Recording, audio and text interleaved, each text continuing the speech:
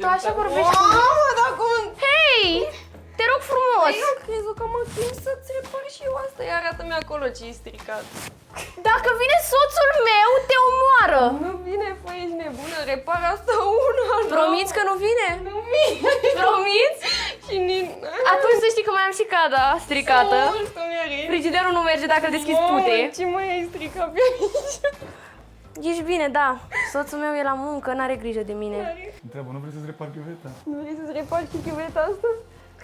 Poți să-ți fac... Mai am una și în partea elaltă dacă vrei să o repari. Poți să-ți fac TP-ul și ție? Adică ce, sunt mașină? Ce? Sunt un obiect? Nu, doamne, doamne, iartă-mă. Așa, îmi plac bărbații foarte, foarte serioși. Au trecut alea 2 minute, că eu nu mai pot, deja mă încing. Mai sunt 10 secunde. Haide că vine soțul în 10 secunde, repede! Și cada, rapid! Și cada!